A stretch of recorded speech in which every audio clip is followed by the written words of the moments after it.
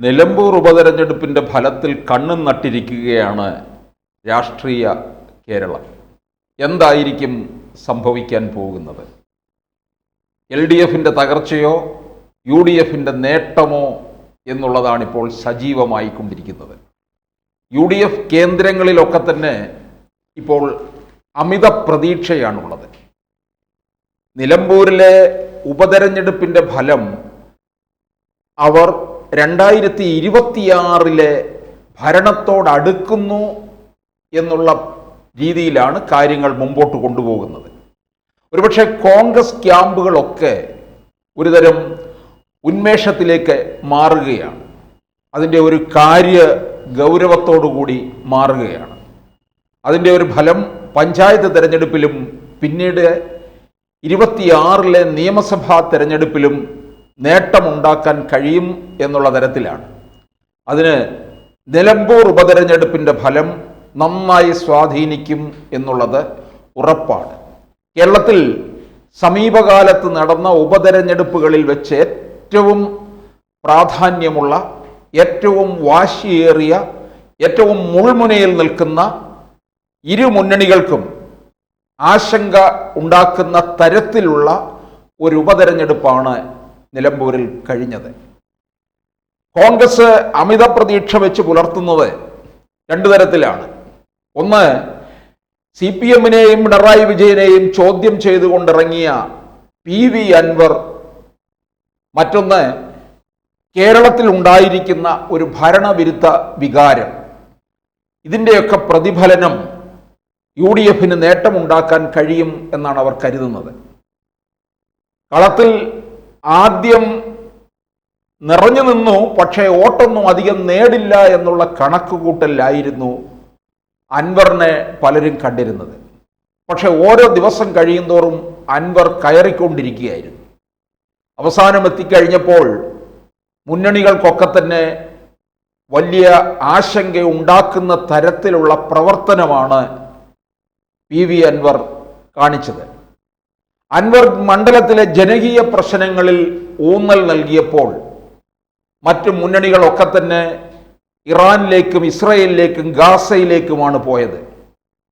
സാധാരണ ജനത്തിൻ്റെ പ്രശ്നം PV അൻവർ എടുത്തുയർത്തി അവരോടൊപ്പം നിന്നു എന്നുള്ളത് കൊണ്ട് തന്നെ അൻവറിന് അവിടെ തന്നെ ഒരു മൈലേജ് കിട്ടുകയും ചെയ്തു. ഉപതെരഞ്ഞെടുപ്പിന്റെ അവസാന ഘട്ടത്തിലേക്ക് എത്തുമ്പോൾ PV അൻവർ അങ്ങ് ടോപ്പ് ഗിയറിലേക്ക് മാറുന്നതാണ് നമ്മൾ കണ്ടത്. അതുകൊണ്ട് തന്നെ തുടക്ക സമയത്തൊക്കെ പലരും പറഞ്ഞിരുന്നത് അൻവർ അവിടെ വലിയ വോട്ടൊന്നും പിടിക്കാൻ പോകുന്നില്ല. 2021 തന്നെ CPM സ്വതന്ത്രനായിട്ട് നിൽക്കുമ്പോൾ 2700 വോട്ടിൻ്റെ പിന്തുണ മാത്രമേ ഉണ്ടായിരുന്നുള്ളൂ. ഇപ്പോൾ അത് കൂടി വന്നാൽ വല്ല 1000, 2000 വോട്ട് മാത്രമേ നേടൂ എന്നൊക്കെയുള്ള പറച്ചിലായിരുന്നു. പിന്നെ അത് കഴിഞ്ഞ് ക്രമേണ അത് 5000-ലെത്തി. ഇപ്പോൾ അൻവർ തന്നെ പറയുന്നത് 25,000 വോട്ട് വരെ പിടിക്കും എന്നുള്ള രീതിയിലാണ്. ഇടയ്ക്ക് വിജയവും അദ്ദേഹം പ്രഖ്യാപിക്കുന്നുണ്ട്. എന്തായാലും ഒരു 10,000 വോട്ടിന് മുകളിൽ അൻവർ നേടുമെന്നുള്ളത് ഉറപ്പാണ്. BJP 2021 നേടിയ വോട്ട് തന്നെ ഒരുപക്ഷെ നിലനിർത്താനുള്ള സാധ്യതയെ കാണുന്നുള്ളൂ. അത് ഏതാണ്ടൊരു 8600 വോട്ട് മാത്രമാണ്. അത് കൂടിയാൽ 10,000 അല്ലെങ്കിൽ 12,000 വോട്ട് വരെ പോകും. അതിനപ്പുറം പോകാനുള്ള സാധ്യതയും കാണുന്നില്ല. നിലമ്പൂർ മണ്ഡലം എപ്പോഴും കോൺഗ്രസിനും മുസ്ലിം ലീഗിനും ഒരുപോലെ സ്വാധീനമുള്ള മണ്ഡലം തന്നെയാണ്. മുസ്ലിം ലീഗ് ഒരുപക്ഷെ ഭാവിയിൽ ഈ നിലമ്പൂർ മണ്ഡലം ബാർഗെയിൻ ചെയ്ത് UDFിൽ നിന്ന്, കോൺഗ്രസിൽ നിന്ന് വാങ്ങാനുള്ള സാധ്യത പോലും തള്ളിക്കളയാൻ പറ്റില്ല. അത്രത്തോളം അവർക്ക് അവിടെ ഒരു ഹോൾഡ് ഉണ്ടെന്നുള്ളതാണ്. ആര്യാടൻ മുഹമ്മദ് ഇരിക്കുന്ന കാലത്ത് മുസ്ലിം ലീഗിൻ്റെ ആ ബാർഗെയിനിങ് ഒന്നും അവിടെ നടക്കത്തില്ല. ലീഗും മുഹമ്മദും തമ്മിൽ, ആര്യാടൻ മുഹമ്മദും തമ്മിൽ ഈ അല്പം സ്വരച്ചേർച്ചയില്ലായ്മ ഉണ്ടായിരുന്നു എന്നുള്ളത് ഏവർക്കും അറിയാവുന്ന കാര്യം തന്നെയാണ്. എന്നാൽ ലീഗ് ഇക്കുറി ഷൗക്കത്തിനെ വിജയിപ്പിക്കുന്നതിൽ വലിയ പ്രയത്നമാണ് നടത്തിയത്. ഒരുപക്ഷെ കോൺഗ്രസ്സുകാർ നടത്തിയ തെരഞ്ഞെടുപ്പ് പ്രചാരണത്തിന് അപ്പുറമാണ് ലീഗ് നിന്നത്. തെരഞ്ഞെടുപ്പ് വിജ്ഞാപനം വന്നതിൻ്റെ അടുത്ത ദിവസം മുതൽ തന്നെ കുഞ്ഞാലിക്കുട്ടി സജീവമായി രംഗത്ത് വന്നു. ഉപതെരഞ്ഞെടുപ്പിന്റെ പോളിംഗ് അവസാനിക്കുന്നിടം വരെയും മണ്ഡലത്തിൽ തന്നെ കുഞ്ഞാലിക്കുട്ടി ഉണ്ടായിരുന്നു.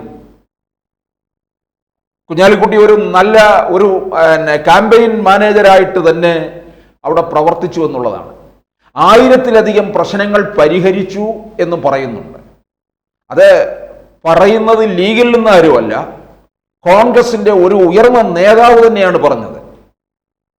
അപ്പോൾ സാധാരണഗതിയിൽ UDF ഒരു വിജയം ഉണ്ടാകുമ്പോൾ ചില മണ്ഡലങ്ങളിൽ ലീഗ് അവകാശപ്പെടും ലീഗിൻ്റെ പ്രവർത്തന രീതി കൊണ്ടും ലീഗിൻ്റെ മികവ് കൊണ്ടുമാണ്.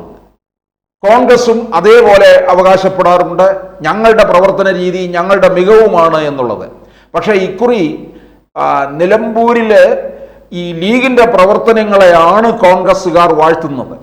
കാരണം ലീഗിനെ സംബന്ധിച്ചിടത്തോളം ഇവർക്ക് ഭരണം നേടിയെടുക്കണമെന്നുണ്ട് 2026 അങ്ങനെ 2026 ഭരണത്തിലേക്കുള്ള ഒരു ചൂണ്ടുപലകയായിട്ട് നിലമ്പൂർ മാറുമ്പോൾ ഈ LDF-നകത്ത് ഘടകകക്ഷികളിൽ ഒക്കെ തന്നെ പലരും പല വഴികളിലേക്ക് ഇറങ്ങാനുള്ള സാധ്യത പോലും നമുക്ക് തള്ളിക്കളയാൻ പറ്റില്ല എന്നുള്ളതാണ്.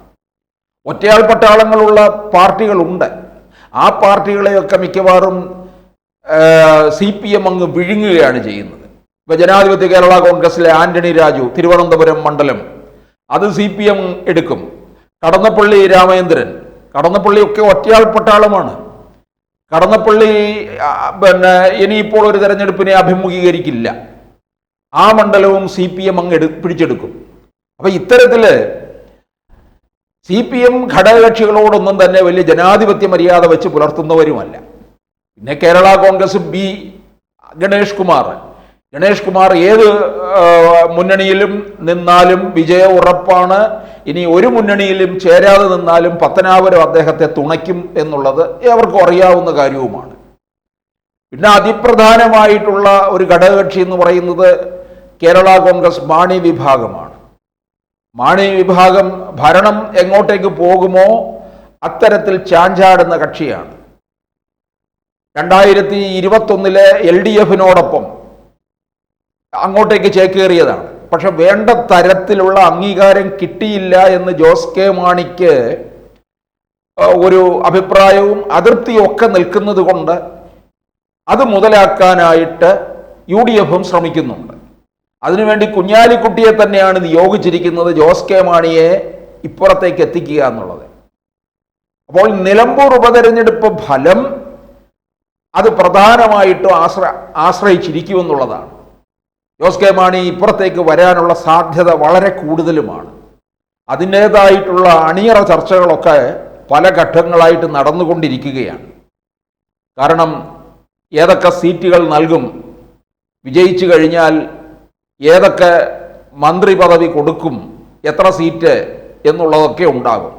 ജോസ് കെ മാണി വിഭാഗം ഇപ്പുറത്തേക്ക് വന്നു കഴിഞ്ഞാൽ തീർച്ചയായിട്ടും വീണ്ടും കേരള കോൺഗ്രസ് ഒന്നുകൂടെ പിളരുമെന്നുള്ളത് ഉറപ്പാണ്. കാരണം ഇപ്പോൾ മന്ത്രിസഭയിലുള്ള റോഷി അഗസ്റ്റിൻ ജോസ് കെ മാണി വിഭാഗം ആണ്. പക്ഷേ ഈ പിണറായി വിജയന്റെ ഗുഡ് ബുക്കിൽ നിൽക്കുന്ന ആളാണ് റോഷി അഗസ്റ്റിൻ. അതുകൊണ്ട് മിക്കവാറും അവിടെ ഒരു പിളർപ്പ് കൂടി ഉണ്ടാകാനുള്ള സാധ്യതയുണ്ട്. പിന്നെ കേരള കോൺഗ്രസ് അല്ലേ, പിളരുന്നതിലൊക്കെ നമുക്കൊന്നും അത്ഭുതപ്പെടുകയോ അതിശയിക്കുകയോ വേണ്ട. പിളരാതിരിക്കുമ്പോഴാണ് നമുക്ക് അത്ഭുതപ്പെടേണ്ടത്. അപ്പോൾ എന്തായാലും ഈ നാളെ ഈ നിലമ്പൂരിലെ ഫലം അറിയുന്ന സമയത്ത് കേരളത്തിലെ ഭരണം 26 എങ്ങോട്ടേക്ക് തിരിയും, ഏതൊക്കെ മുന്നണികൾക്ക് ശോഷണം സംഭവിക്കും, ഘടകകക്ഷികൾ എവിടെയെല്ലാം നിലയുറപ്പിക്കും എന്നുള്ളതും തീർച്ചപ്പെടുത്താം.